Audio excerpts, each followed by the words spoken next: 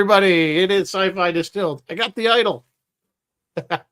All right, we're going to bring in our rest of our group. And we got Mary Beth, and of course, Roy, a.k.a. The Fonz. Hey. Mary Beth is, of course, Hermione. And Ross as Hagrid. We got a whole Harry Potter and leather jacket. Like a whole leather jacket and Harry Potter thing. Well, happy Halloween, everybody. Happy Halloween. So, how are you guys all doing? I hope you're having a good and safe October, getting ready for the next onslaught of holidays. I know, we're in the fourth quarter. This is crazy. Where did the time go? Yeah, it's going to be Christmas. Christmas is less than 2 months. Yeah. As nauseating as that is. What happened? So we are, of course, this is we're on our show for a change. Usually we're on Roy and Ross's show for the Halloween special, but we thought this timed out a little better. So here we are. We are doing a very old movie, but a classic nonetheless. Abbott and Costello Meet Frankenstein. We have some great Universal monsters in this film, but before we get to that, I think Mary Beth has some. I just have a little bit of news. Side note, guys, tonight is October 30th. 86 years ago today, on October 30th, 1938, Orson Welles narrated the H.G. Wells classic War of the Worlds. A lot of people like to report that caused widespread panic. Modern historians are like, no, actually, no. There's no evidence that people were like fleeing their homes or anything like that. It was 1938. We were coming out of the Depression. I don't know that people had cars and stuff like that to like drive away or anything. So, but I think they were all appropriately terrified the way you are at like, say, a horror movie or something. So moving on with the news tonight, Star Trek fans everywhere are really saddened to hear that Jeri Taylor has passed at the age of 86. Hers was a name that we saw every single week in those closing credits. Actually, she was sometimes in the opening credits too. Jeri Taylor was an American television scriptwriter and producer. She wrote a whole bunch of episodes of Star Trek Next Gen and Star Trek Voyager. Before she did Star Trek, she did scripts for Little House on the Prairie, The Incredible Hulk, Quincy, Jake and the Fat Man, if you guys remember any of those shows. Taylor joined Next Gen. She was like a supervising producer and then worked her way up to be co-executive producer and showrunner. And she did a bunch of episodes that you guys will all know and recognize. Like Will Wheaton's final episode was Final Mission, which introduced the Cardassians. She did Deep Space Nine, The Wounded. She did Unification, which we all know is the one that had Spock in it. And the script she said she is the most proud of was The Drumhead, which is a really, really popular one. So she will be missed. And then finally tonight, another sad passing to report, Terry Garr. Terry Garr has passed at the age of 79 after a long battle with multiple sclerosis. She started her career in the early 60s as a dancer for Elvis. She was in 9 Elvis films, which I didn't know that. That's crazy, yeah. And then she had her breakthrough. Well, she did a bunch of stuff, but then she got to appear in Star Trek as Roberta Lincoln in she was Gary Seven's like Time on Earth. Yeah. Which was going to be a spin-off. That was going to be supposed to be that was a backdoor pilot. Yeah. They ought to bring that back. Now there's an idea they could bring back. And they really should. Yeah. She wanted to do a whole bunch of stuff. She was in The Monkey's Head, which I don't know if you guys know the story on that movie, but that's a whole story right there. Tootsie, Close Encounters, Young Frankenstein. Come on now. Your favorite movie, Rizzo, Let It Ride. Let It Ride. Yeah, it's one of my favorite movies. Yeah, she was everywhere, and she will be missed. Yeah. So what, Rizzo, are we drinking tonight? While we talk about Abbott and Costello. The jack-o'-lantern, very, I did embellish the drink. I put the face on the glass. That is pretty much the length of my artist ability is right. Artistic. That's it. I can make little shapes on a glass. Is it? Cognac, brandy-based orange liqueur, orange juice, ginger ale. Really not a bad drink. Is orange and not pumpkin? Okay. I thought you were going to do something pumpkin-y, pumpkin spice. Haven't we had enough pumpkin spice? I mean, really? Is that one of the Spice Girls? Is that like the chubby one? Yeah, it's the chubby. I like pumpkin spice. I know it's Cinnamon a and thing. Oh, yeah, I get it. I think they just overdo it. Everything. hello, everybody. Jeff's here. Chris is So here. anyway, yeah. Hey, Chris, Bill, how you doing? Thanks, Jeff, for joining us. So we have this movie, 1948. I actually saw this as a kid, not in 1948, but I did see it in the 70s. It used to be, I think, in the afternoons. I don't remember seeing it. It's probably one of the only, as a small child, the only monster movie I think I would watch.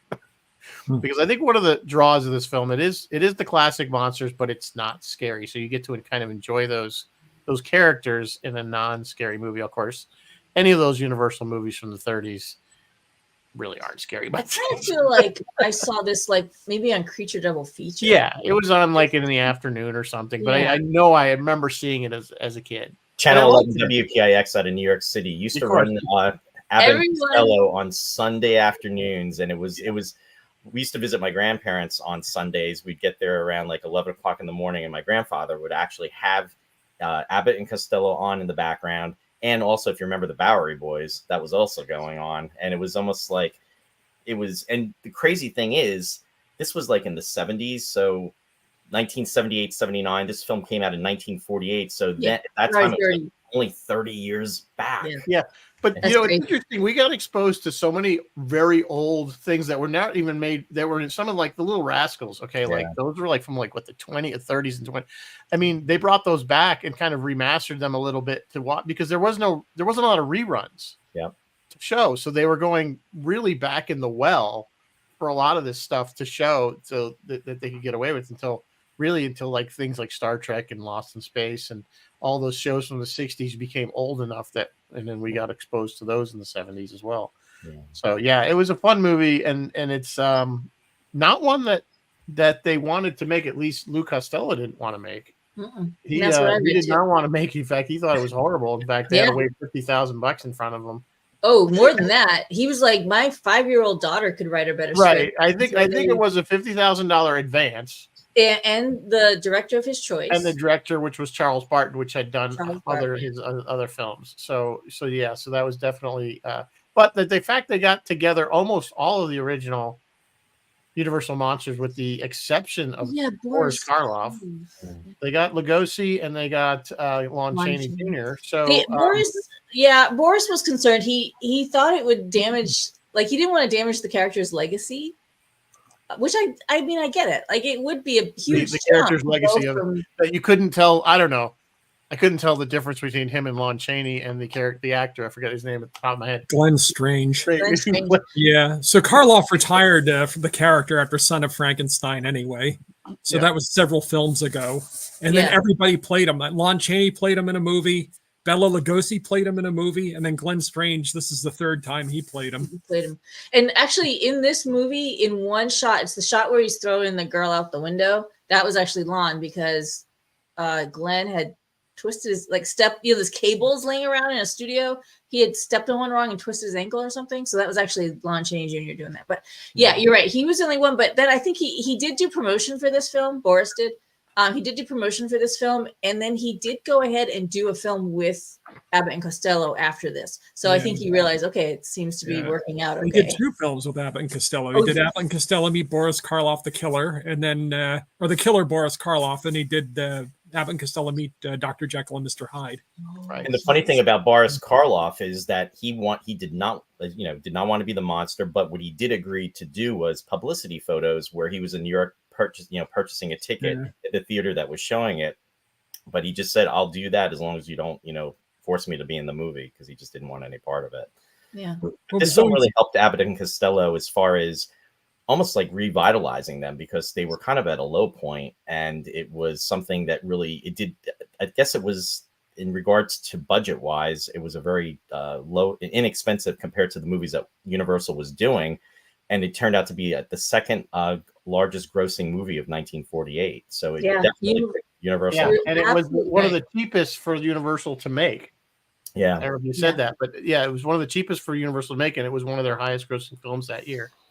Hi, Dr. Alexander. Yeah, you're absolutely right. Universal was at their low point, and they had actually released all their almost all of their contracted performers, except for Bud Abbott and Lou Costello, and just a handful of others. They were the only ones they retained, and then they made this movie, and it did bring them back.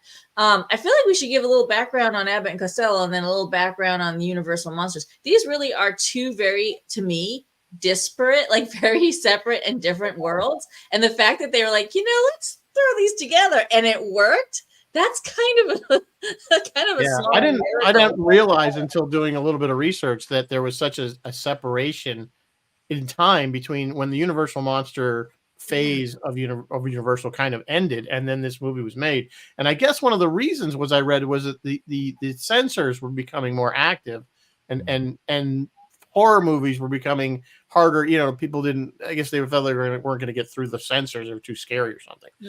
So this was a way, kind of around it, in a little way that was kind of fun and silly. These movies did get the studio through like the Great Depression. Well, this movie in particular was heavily cut and Baudelarized and even banned in some countries, believe it or not. It just shows how desensitized we've become. Yeah. But they cut out all the Wolfman scenes when they showed it in Canada. Finland, it was banned. They wouldn't show it at all. They had to cut out all the monster scenes for Australia. It's which makes it make no sense. I'd love to see that cut, because but I think they retitled it too. They changed the title. I think even in the UK there was some editing of the monsters as well, and I think they even called it Abbott and Costello Meets the Ghosts. I think. Yeah, you're right. And we're so desensitized. It's like now you chop people's heads off on screen. Well, this is almost G-rated by today's standards. Absolutely. Yeah, and I mean, I grew up with the monsters. My mom and I used to watch these monster movies out of New York, all the classic ones. The Frankenstein movies, Dracula, Wolfman, Invisible Man, and I wasn't even 5 years old yet, so I was like weaned on this stuff. Right.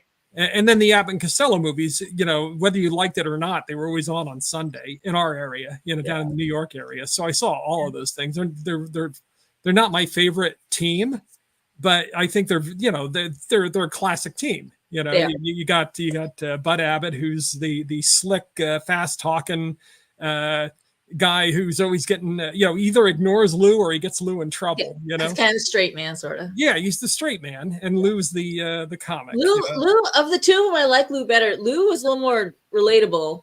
Well, especially although he tended to do the same shtick in every single. Like they realized he did really good scare. Like he did that no voice, like making the sound but no voice. I'm scared thing. So they would use that in every movie. They had their shtick down, but those guys were like legends in the entertainment industry. They had done stage, they had done radio, they had done TV, they had done movies. Interestingly enough, apparently what I was reading was during the making of this film, they were like just not show up for like days because they were kind of boycotting things that they didn't like. And then they would like set up a card table on the set and just start playing cards for like days. Like they wouldn't do any work. They had a lot.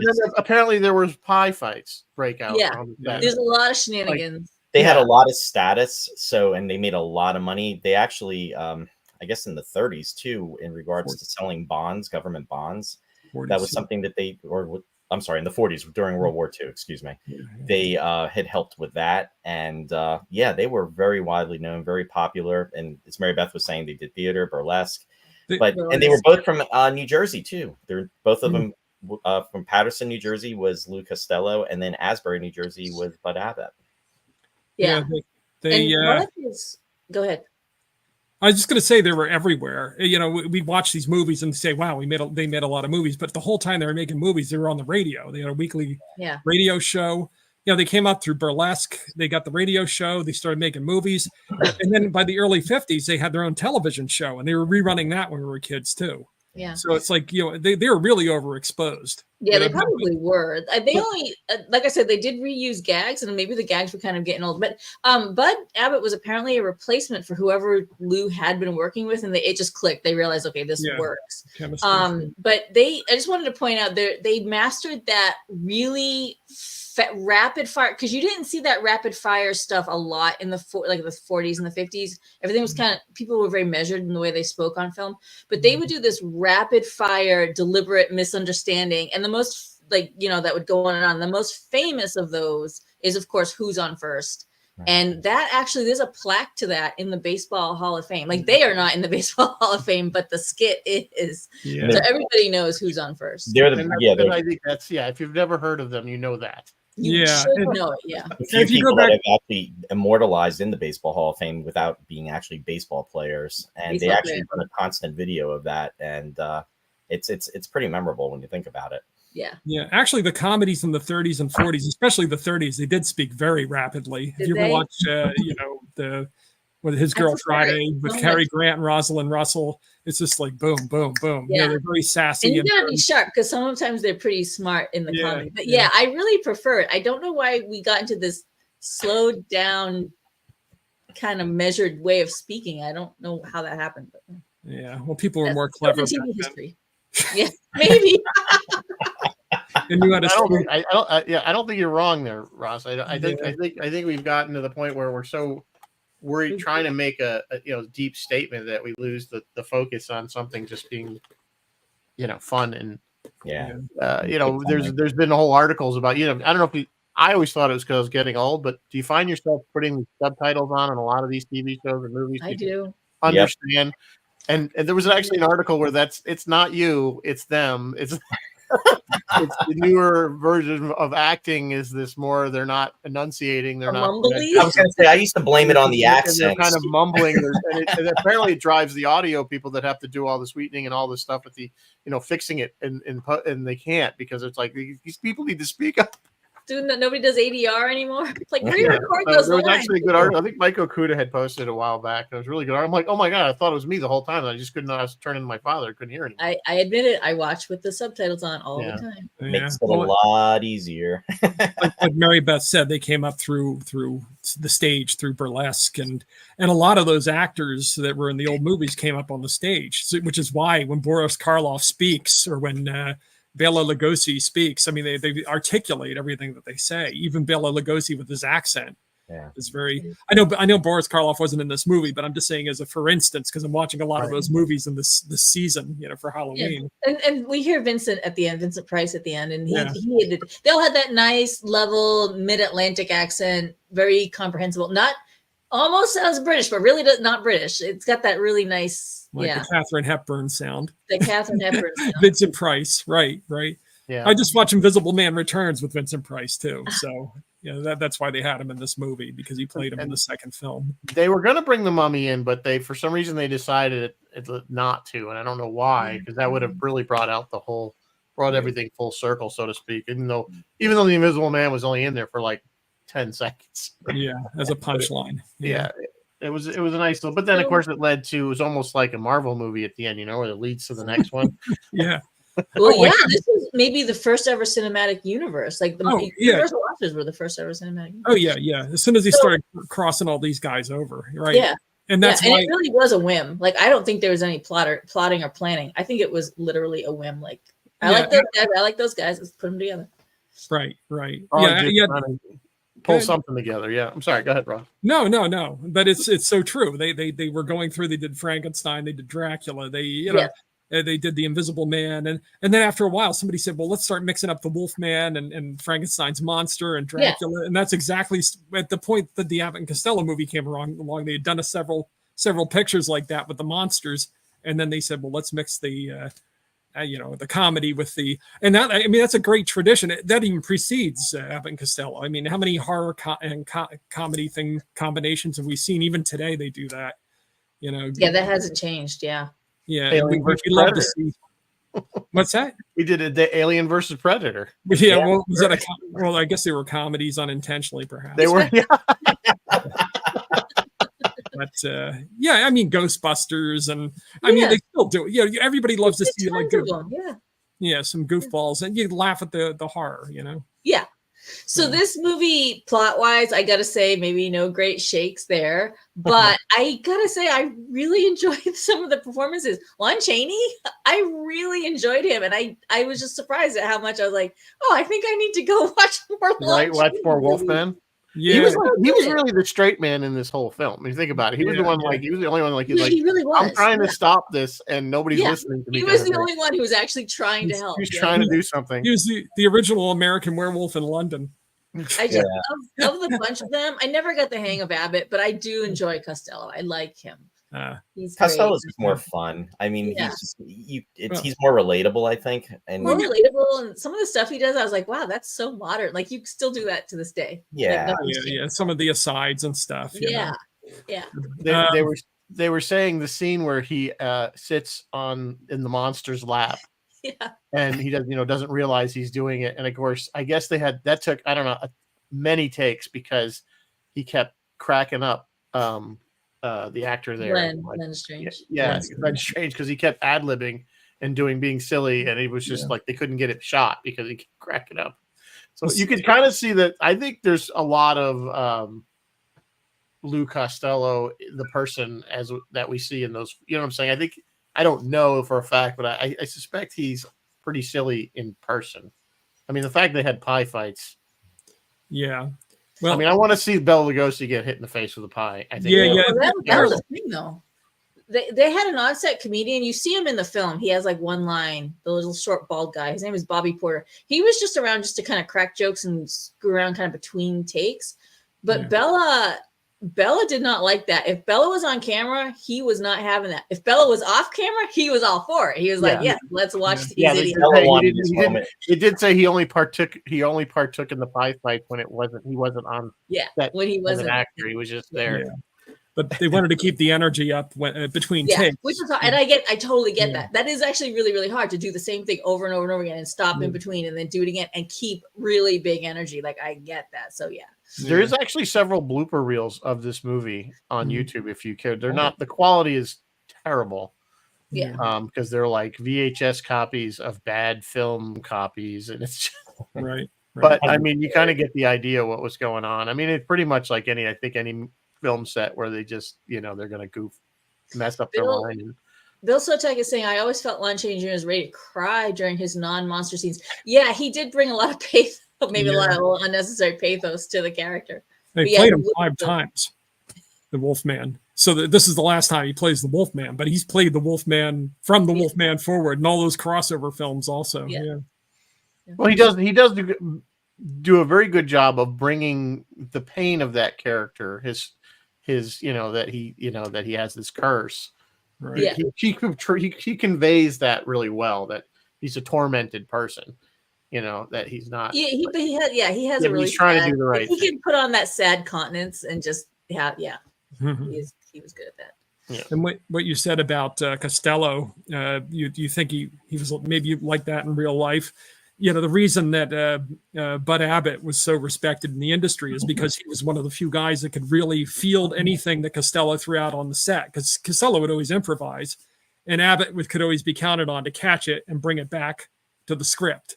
When he died, Groucho Marx said he was the best straight man in the business. Mm-hmm. Everybody wanted to be, like Bud. If you had a team, you wanted to be like Bud Abbott. He may well have been, yeah. Yeah, I'm just trying to think of other pairings, and there were tons of them back then. Yeah, he may well have been the best straight man. And he died at such a young age too. I mean, Costello did, Costello. I mean, Lou Abbott, or rather Bud Abbott died in, believe it or not, like 50 years ago already. It's crazy. 70s, 74, I think. But yeah, they had a lot of personal tragedy in their lives, and they did. I was reading Costello's son. It was after this movie or before this movie? I think it was before this movie. Costello's son had died, and he wasn't the same. Like for a long time, he was not the same man. Yeah. And I was like, I was interested. There's interviews with his daughter. His daughter has a bunch of interviews on YouTube. If you guys are interested in checking those out. Mm-hmm. But yeah, I don't know how he got his mojo back, but apparently he was going through it there for a while. He actually worked the day that the son died. He found out the son drowned, and they had a radio show that night. And he says, "I'm going to go." He says, "I want him to hear it no matter where he is." And he went on and did the show. And it wasn't until afterward that Abbott told everybody. Oh my God! How was he not crying during his show? I know. So he said it was like the ultimate example. The show must go on, Wow. But because the son wasn't even a year old yet. Yeah, it was a little boy, really little boy. Yeah. And he had a chronic heart problem that he picked up while touring during the war, World War II. So, I mean, that eventually killed him, I think, in the early 50s. But yeah, he had rheumatic fever or something. Yes. Oh. So he had that to deal with. Bud Abbott was he had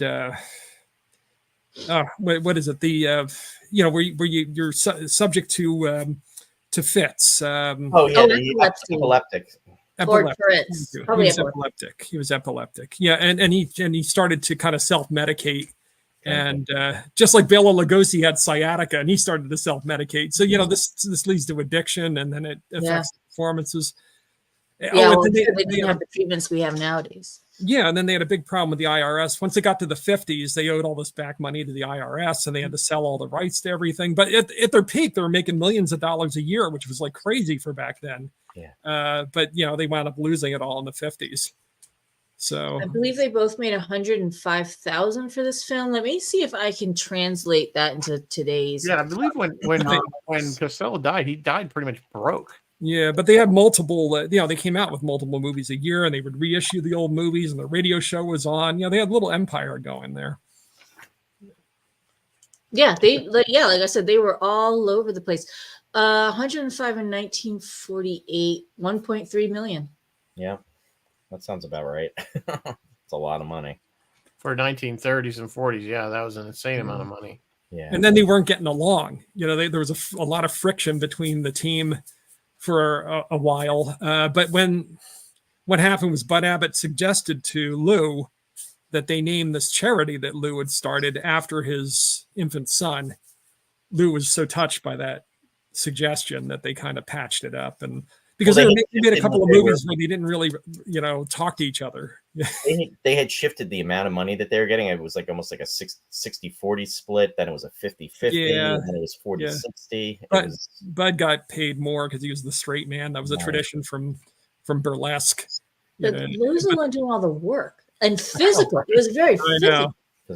Well, speaking of that too, he was in high school. He was an athlete too, and he was. They said he was a very gifted athlete doing basketball. And you would think somebody that was only about 5'5", as far as playing, but he was noted for his his foul shots, always getting them. And then the other thing was there was another sport that he was. He was a boxer. Boxer, yes. Oh, I could see him as a boxer. Yeah.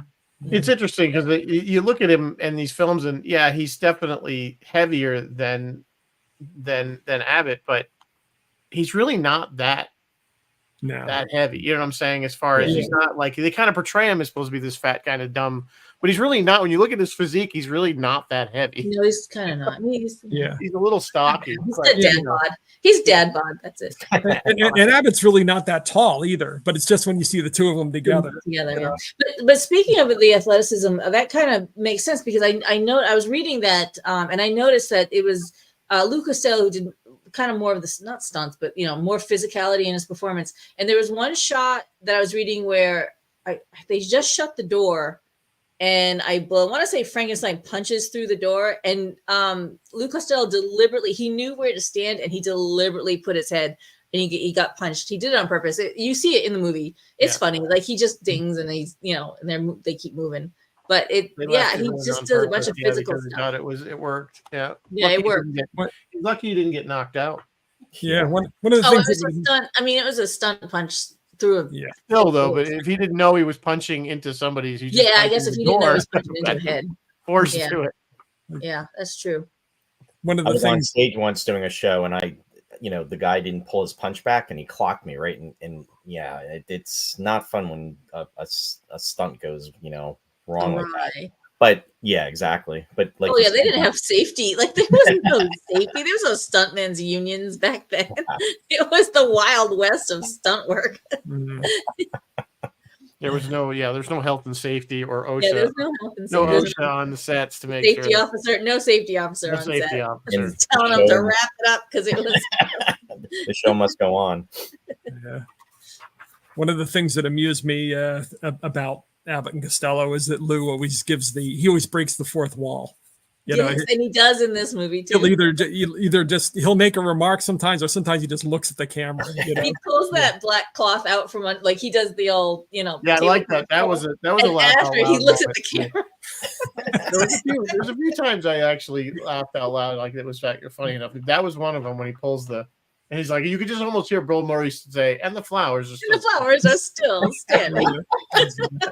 Exactly. That must be where they got that. Yeah, maybe. I don't know. Well, that trick's been around forever, but yeah, that's true. So and it's kind of like the Ernie and Bert relationship. I always love this. It's like, how are these guys like together? You know, they're in a hotel room. Cranky. Everywhere they go, they're together. You know, these movies. I couldn't. Why did they even bother to make them Chick and Wilbur? Why didn't they just call them? You just said that because I was thinking the thing. It's like, why don't they just call them? You know, why were they characters? They should have just. I don't know why because then they named the name of the movie was Abbott and Costello. I know. They do that in comedy movies. They give them all. They give the comedians regular names. It's funny. Yeah. So they were ostensibly playing characters, but I mean, the plot for those that don't know, the plot is very simple. Is that these two are working at a freight depot in Florida, of all places. I thought it was interesting. Like, why Florida? I don't know. Maybe. And they're receiving these two crates from England that have the monster, Frankenstein's monster, and Dracula in his coffin in these, and it's being shipped to a horror museum in Florida. And then, of course, Lon Chaney, the Wolfman there, is trying to stop. He knows that these things are being shipped. There's a whole plan to get the monster a better brain, which have we heard? We've seen this kind of before, haven't we? Or after this, we should say we saw this. Abby someone. Well, I'm sure that Mel Brooks drew from it. I'm sure he took I mean, he parodied Bride. I always thought Bride of Frankenstein, Son of Frankenstein. But he very definitely took from this also. I mean, come on, you were just waiting for the knocker line with that, right? Well, that was one of the great things. He's like, every full moon, I turn into a wolf. So do 20 million other guys. Yeah, that was like the best line of the whole movie. Yeah, but you had that, and then I had to think about put the candle back, because they had the whole thing with the revolving door, in the stone. Yeah, that gag. Anyway, I didn't mean to get you off your synopsis. No, that's fine. Go back to the synopsis. Totally fine. So they of course. They do not intercept the crates. The monster and Dracula get out of their crates, but the point is that there's like there's that plot, and then there's a subplot where this woman, they want to take Costello's brain out and replace it with the monsters because they feel he'll be more docile and controllable. Although we didn't really see, this is the part I was like, but the Frankenstein monster never really acted independently. Like Bela Lugosi would say, "Come with me," and he would do it. So I'm like, "You're already. What do you need to? What's going on there?" Yeah. So, but anyway, that was the subplot because he was so dim-witted and simple. That was the theory that he would, and of course, the woman was wooing him. This beautiful woman who's actually the scientist who's going to do this brain transfer thing. Who ultimately, I guess, gets turned into a vampire. Yeah, essentially. I mean, she gets bit. So here's the question: the guy that ran the horror museum, what was his name? McDougal. Is he technically a werewolf because he was injured by? Right. Was he bit? A scratch, or was he bit? Or was he bit? I don't know. Would you have to be bit? Some of these movies are scratches enough. I don't know. Sequel. Need the answers. Yeah, I love the line that I love the line that Bud Abbott gives about Louis, because out of all the guys around here, that classy dish has to pick you, pick a guy like you or whatever. It's like, how much of that era is that classy dish? Yeah. Well, he said something about a dame. She's a real dame, and he said, I mean the royalty or something like that. Yeah. And then what was the other girl? She was the insurance inspector. Which I didn't realize monsters cared about insurance, but I mean, I guess maybe.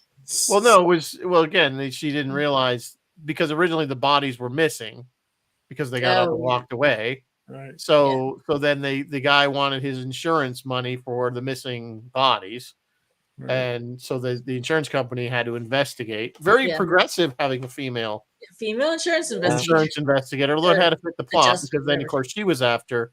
There was the old adage of Costello had 2 dates for the costume party. She was the last surviving member of the cast, and sadly she passed away just a few years ago, and that was Jane Randolph. She did a movie though that was called Cat People in the 1942. And then she also did the sequel to that, which was Curse of the Cat People. And I think, Ross, you and I had talked about this a while ago. I don't know, but Curse of the Cat People, that's your That's your Star Trek connection because Robert Wise directed that. Oh, there we go.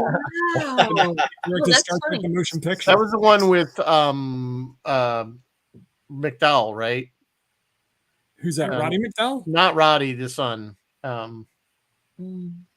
No, this was all the way back in the 40s. Yeah. Oh, okay. No, I'm thinking of the more modern version that was like in the 80s. Oh, Malcolm McDowell. You're thinking Malcolm of. McDowell, Yeah, yeah. They remade it with Nastasia Kinski. Yeah, Nastasia Kinski, correct. Right, Yeah, that's the right. one. That's what I thought for a second. I'm like, that movie's not. Yeah, that this old. one was 1942, but I didn't know that about Robert Wise though. That's kind of cool. yeah, So he that's like directed. That was degrees of one of his early separation. movies. Ooh, there's a bunch of girls in Curse the Cat People. Simone, Simon, Ann Carter, Yeah, she Elizabeth was. Russell, Jane Randolph, who we know, Julia Dean, Eve March, and then just a couple of guys. That's interesting. All right. Yeah. Yeah, it was Val Lewton. Yeah, they're classics. Those are great movies for. They don't, not putting a lot of the terror on the screen. It's like kind of atmospheric, and then you wonder if it's like if the monsters are real or if it's their psychology.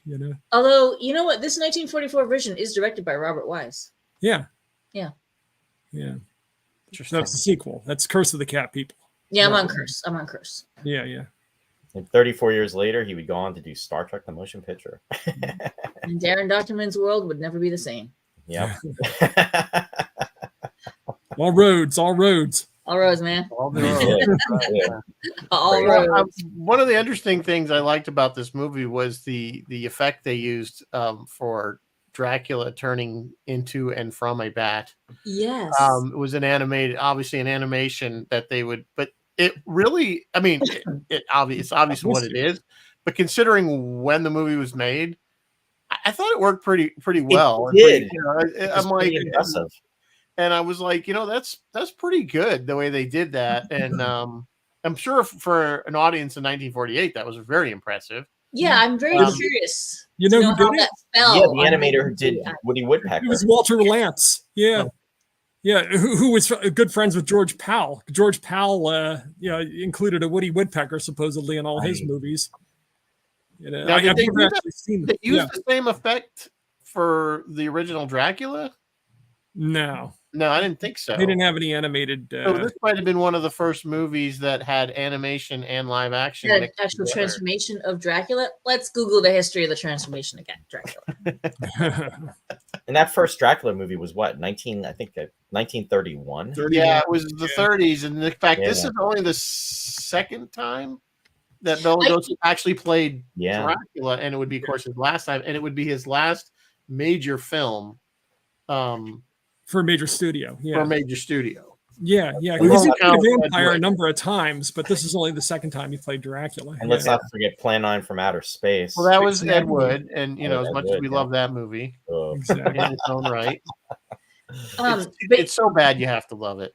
you still may have to love it. But yes, this was. I don't know if this was the first time we actually saw Dracula transform into a bat or not. But yeah, I was impressed that they tried it, and I was actually really, really impressed with Lon Chaney. Like I was like, wow, they're going for it. Like I thought it would be, cut away and then cut back. Oh, he's a werewolf. Nope, they actually tried to go for it. They actually tried to make a progressive overlay of film and to make him look more and more. that's another scene that I was kind of really scrutinizing to see and it did a really good job. They must have been very meticulous about putting his head back exactly where it was every time they put a Maybe level they of did it makeup as on he him, lay because there. it really did. You didn't see you'd think you'd see a little shift, Yeah. but you really didn't see it. And I thought they must have been very meticulous. I don't know how they pulled it off.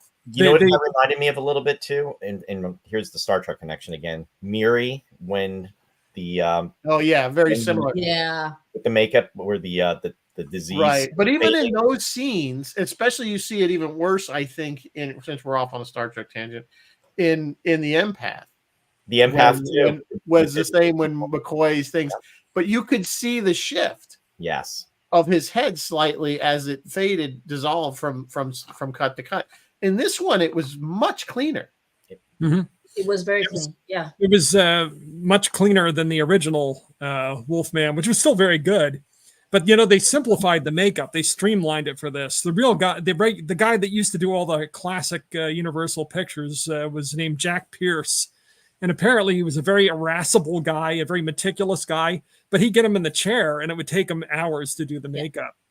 So what they did, Universal merged with the Rank organization, a British film company, and they got rid of like a lot of their employees. And I guess Jack Pierce he never had a contract. He was just like kind of a,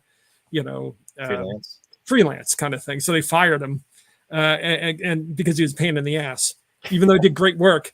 But they got his assistant to come in, and what they did is they figured out how to do everything like in an hour. Yeah, so they changed the foam rubber for some things. Right. So they streamlined it. But as Mike says, the transformations with the or maybe you said it, with the werewolf were just very seamless. I was impressed they tried it. Like they actually went for it in a movie of this caliber. Like they could have cheated and skipped out on it, but they did it. Good for you guys. Bill Sochak is reminding us that they were using the Superman switch for Superman flying. I mean, the animation switch for Superman flying as early as the 30s. And yeah, I do remember that. I've seen that. So yeah, so I guess using the animation had been an established thing by then. Yeah. Fair enough. So how do you feel? I mean, I know you guys aren't like big Universal horror addicts, but is this canon or is this not canon? You know what I mean? Does this fit the Frankenstein cycle, or is it just like an addendum? You know what I mean? Now that it's been how many years, it has to be canon. There's no two ways around it. I mean, it is, I guess, because it's Universal monsters. It's not only it's even the same actors. Yeah, it's the same actors. It's canon because the actors playing all the monsters parts of the movie and the actors, they're playing it straight. Like they were playing it like, this is our plan. We're going to get a new brain Frankenstein. That's what we're doing. Like if we took out all the Abbott and Costello stuff, maybe not the scariest one we've ever seen, but it was a regular monster movie. I personally, I would say it's canon, but it doesn't really fit in with the other, because all the other films that came before, even though they're kind of seemed to be making them up as they went along, I mean, they'd have a self-contained film, but then the next one would just like pick up and then take it somewhere else, and the next one would pick up and take it somewhere else. There was really no transition from the House of Frankenstein, House of Dracula to this one. You know what I mean? Like suddenly everybody took him to Florida, I guess. Yeah, it's like suddenly, yeah. So I thought it was interesting that I don't know why Florida. I guess maybe it was Florida like an up and coming thing. I don't know. Or did they need the jungle? Boca Raton? Like what was happening? It was like an island, and there's castle in the island somewhere. Didn't realize Florida had those kinds of castles. And how meta was that to have Dracula show up at the masquerade as Dracula? I think that's been done. One minor error is we're not technically supposed to be able to see Dracula in the mirror, and I believe we do see him when he bites the girl. Right. Good catch, because I did notice that. Yeah, and she got transfixed by his eyes in the mirror. Yeah, and then later, don't we see bats? We see animated bats. In the mirror. But she wouldn't be able to see his eyes in the mirror. But then they went. Yeah. But they went so far, as you said, that you caught it where he's biting her in the neck in the mirror. Yeah. But I mean, good effects all in all. And the sets were great. I mean, the sets, you figure they had to rebuild all that because I'm sure that wasn't kicking around. I mean, some of it might have been in the warehouses at Universal, but that's one of the things I've always loved about, especially Frankenstein, is that castle and the lab. Yes. And then this one, you didn't really see the lab that much except towards the end, but it had a very modern lab. It wasn't very Frankenstein with the cobwebs in this kind of dungeon. Right. It was more of a modern lab with almost, things that look like came out of the Krell lab from, Forbidden Planet. Yeah. But to your point, Ross, moving it to Florida does kind of take, because both Frankenstein and Dracula had really nice European flavor to it, like solid European roots. And admittedly, moving it to Florida kind of cuts those ties. So I don't know. Chris is reminding us that the Universal monsters are still in Orlando. Chris, at Universal Studios, do they still have the monster? Like, is there a monster ride, or do they still have monster stuff? They must have it there. I think they still do the horror nights around. For Halloween, which I went in the 90s when they first started doing them. Those are epic. Have you ever get to go down there? It's worth it to go. Or watch on YouTube. They let all the attendees just kind of stand by the gate, and they let the performers, and so the two mobs staring each other down, and then they just open the gate, and it's a free for all. I mean, running I've been, at each other. I've been I've never seen twice. anything like it. And It's unbelievable. it's really a lot of fun. I mean, there's just guys running around with chainsaws. Yeah, there's guys running on chainsaws and guys on stilts they have doing all kinds of different haunted houses, you know, the spook walks, you're gonna call them, and they tell you there's like different levels of like how scary. Like some of them you might want to have a heart condition. Like bring bring the kids. And I remember living in Tampa, and in the newspaper they would have ads for looking for actors for that particular week or that several weeks when they would do it. And they would say, looking for people that are not afraid of rats or in. Yeah. They literally had this woman like in a coffin on the floor with glass over it. And they had live rats just crawling all over her. Like, you know, and she was like in this coffin.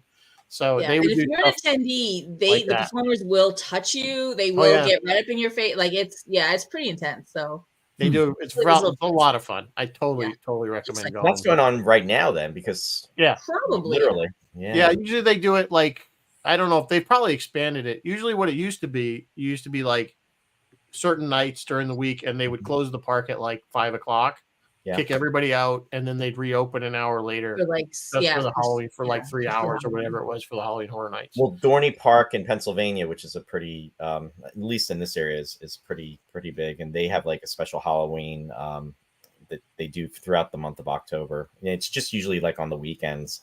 And they have, like you said, they'll have the performers, but I don't think it's to that level, though. I mean, when you're dealing with Universal and Disney, probably more Universal. Disney does it too, but at Magic Kingdom, but it's Disney. Yeah, it's not scary at all. It's like the Oogie Boogie one, But anyway, either way, it's awesome that Universal Studios is still honoring these classic old monsters that have been with us. Well, I mean, our generation with us our entire lives, but have been with us for how many years now? 80. No, 90? No. Yeah, this movie is 76 years old, which is kind of crazy. Yeah, they haven't changed them either. They didn't like modernize them. No, they haven't. Well, they kind of did. They sort of tried to revise the DC monsters. Remember, because it was like Tom Cruise as the Mummy. Remember that? And it was a bunch of It was a bunch of people. In the movies, but like if you go to Universal Studios, you see Frankenstein is Frankenstein's monster, and Dracula looks like Bela Lugosi. Good. You know, because they're going to be 100 years old soon. You know, 1930 is the first one. So we're what 24 now. So 6 years from now, they're going to be starting to turn 100 years old. Wow, that's insane. That's insane. Yeah, that these monsters have been with us for that long. Yeah, Universal's Dark Universe. Remember the Dark Universe thing? They were trying it. I'm glad that it tanked.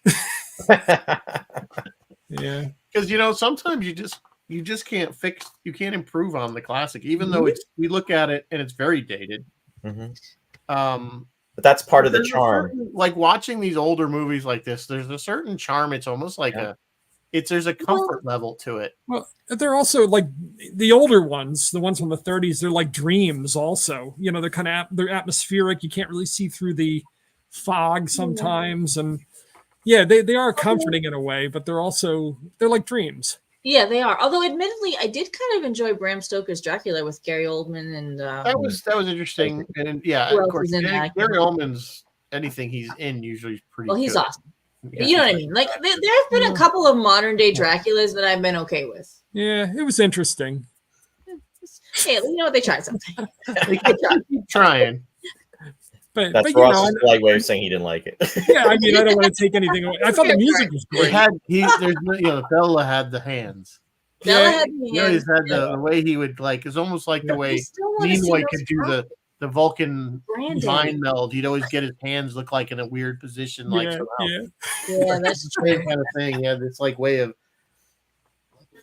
you will do what I say. They've done modern Dracula. I don't know that they have not done modern Frankenstein that I'm aware of. They've not done. Oh, they've done modern Mummy for sure. They've done modern Frankenstein was with Robert De Niro. Frankenstein all the time. The Kenneth Branagh one. Yeah. Yeah, but no, Kenneth Branagh was in the Dracula. You know, was a modern one that was to run. Started it. Yeah. I always thought the Van Helsing movie was. I enjoyed the Van Helsing movie. I liked it. I thought it was a quirky take on the lore. It had most of them, and it didn't have Mummy and it didn't have Invisible Man, but it basically had Werewolf and Dracula. And I I thought it was just good enough. It was silly enough that you couldn't take it too serious. Yeah, I couldn't make it was kind of a flamboyant kind of a take on the lore. Yeah. So they did Frankenstein's monster kind of really crazy because he had like the lightning in his brain. Like you could see part of his brain, and there was like yeah, that's right. That's right.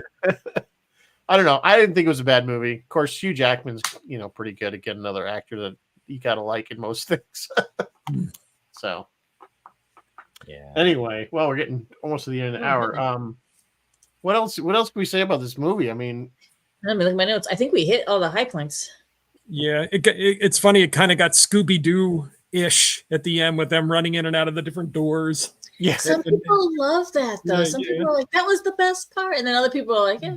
Well, it's kind of funny in the part where they go into the room and they're pushing the bed up against the door, and of course that the door opens up. But the other thing is clearly the bed's on wheels, so that was not going to stop anybody to push the door out of the way. Oh, did we talk about Lenora Aubert when she goes through the window?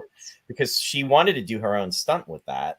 Yeah. And she pretty much, they said at the end no, and it was like, I guess it was like, what was it, like sugar glass? Sugar it's glass. not really Yeah. But what happened was, I guess the stunt person that they used, there was something with the brace, and it's good that she wound up not doing it. But she got hurt. Yeah. Again, no union back then.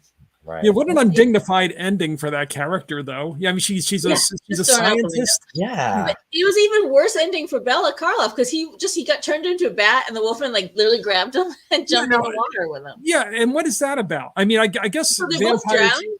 Vampires, they're not supposed to be able to cross running water. Maybe he's immobilized in the ocean. I don't know, but the Wolfman wouldn't be dead unless he hit a rock or something. Who knows? Yeah, Wolfman could just doggy paddle. Doggy paddle. There's the argument. There's an argument. Can a werewolf swim because dogs inherently know how to swim, but if the human version doesn't know how to swim, does the werewolf know how to swim? Yeah. Oh, also, did you guys notice that it was a full moon 3 nights in a row in this movie? I missed every single night. He's like, I'm going to turn to a werewolf tonight. You gotta be in the room. Yeah, that's right. I'm like, wasn't that last night? We're on. It seems like he only turns into it when he sees the full moon. It could be out there, but until he notices it. Whatever. It was like every night. And I'm like, are we not waxing, waning? What's happening? I don't know.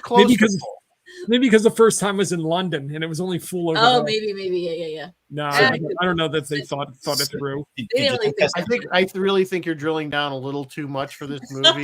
Did you think Costello was going to go back into the hotel room the second time when he took the apple? Did you think he was going to open the door and go back and give it? Yeah. So it's like it's not that kind of movie, kid. No, it definitely isn't. So, like I said, I enjoyed this. I thought it was a good pick for our group because kind of fits the older stuff that you like to do, Roy.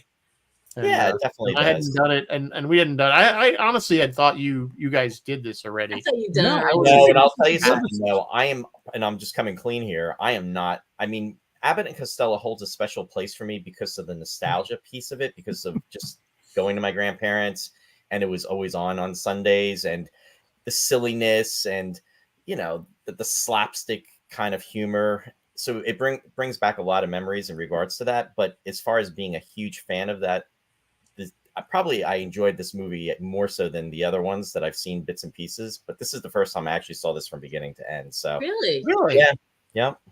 Truth be told, it's very entertaining, but it doesn't really highlight Abbott and Costello at quote unquote their most characteristic, or I was going to say their best, but their most characteristic. Like you say, who's on first?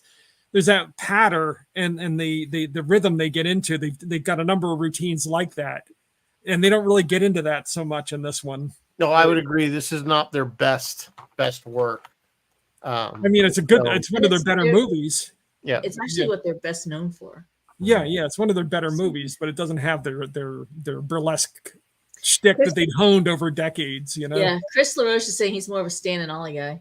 Interesting too. Yeah, about I'm more of that a Marx comment. Brothers guy. Yeah. In regards to that, I read that I guess Lou Costello actually was in one of the Oliver Lauren Hardy movies. I guess he was in a ringside seat. I forget which movie it was. Yeah, it was before he became famous. Yeah.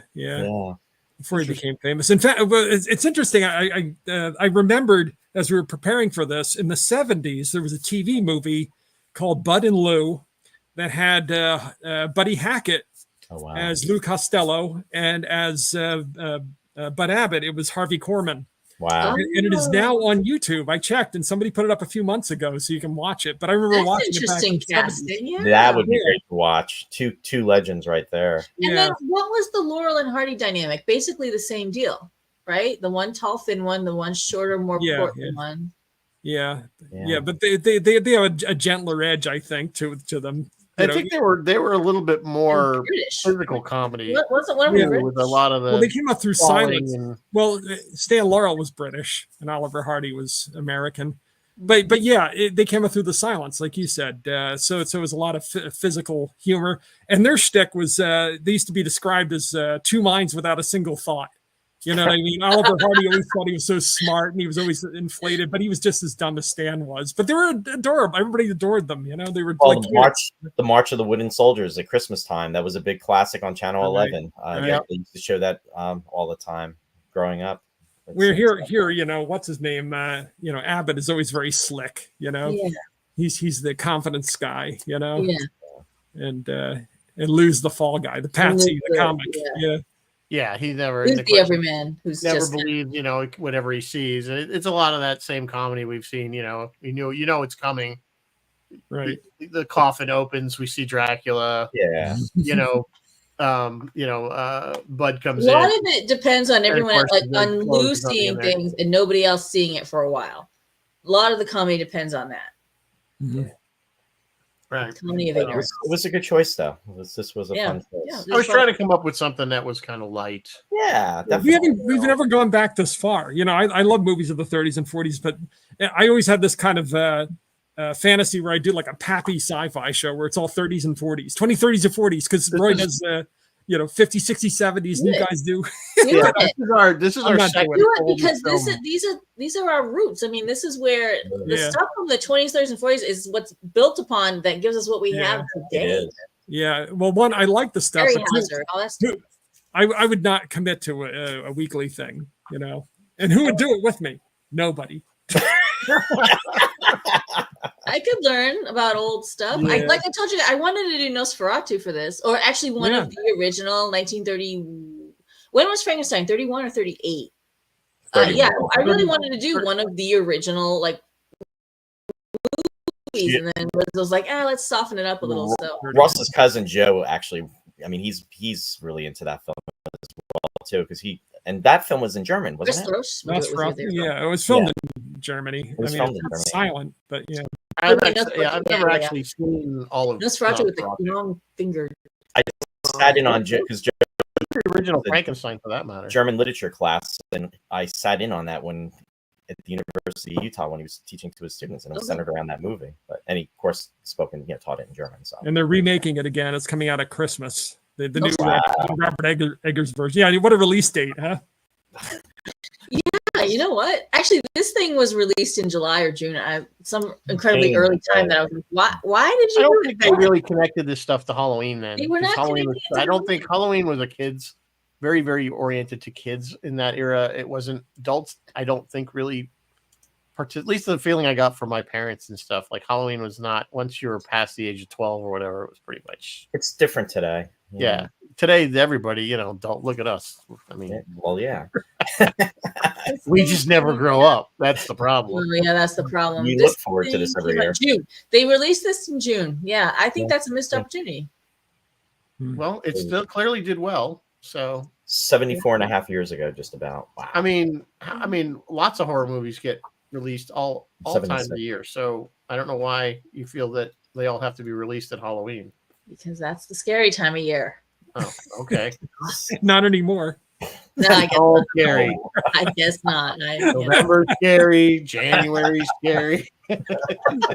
March Madness. Hope it doesn't come to that. Every month is Anyway. Excuse me. Oh my goodness. Well, it is 8:00. We like to try to be on time, so I don't. Unlike us. Well, we gotta have our thing, Roy. We start on time, we end on time. That's our thing. Well, there you go. That's literally our only claim to fame. We do nothing else. We don't do anything else well, but my response to that, Mike, is this. Yeah. Hey, you know what? That's fine. Let's hear it, Roy. Super quick, Phil on WUSB Stony Brook will be talking with Laura Mead, the lead singer of band Is. That's IZZ Is. And he will be on tomorrow at 4. And I think she's going to perform live for him on the air, which will be super exciting. Roy, you finally doing Something Wicked This Way Come? Yes, we're going to be doing Something Wicked This Way Comes this Sunday, which is going to be at 7:30 Eastern Standard Time, because we are actually turning the clocks back this weekend. Oh, that's right. So just as a reminder to everybody out there, so on Roy's Tie-Dye Sci-Fi Corner, 7:30 Eastern Standard Time. In fact, plug to my son, to Ryan.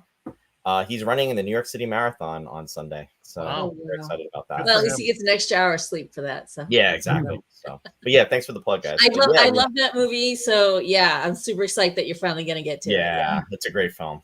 The last time I had seen it actually was in the theater too. Oh, really? I can't remember. I want to say it was the 80s when it came out. It was like the first time I ever saw Jonathan Pryce. He's great. Yeah. And Jason Robards in that. Oh, it's a great movie. Great cast. I don't know what we're doing next week, as usual. No, it'll be the day after the election, so I don't know what's going to happen. We'll try to come up with something appropriate. Yeah, like Something Wicked This Way Comes. Let's hope that's not going to be the theme.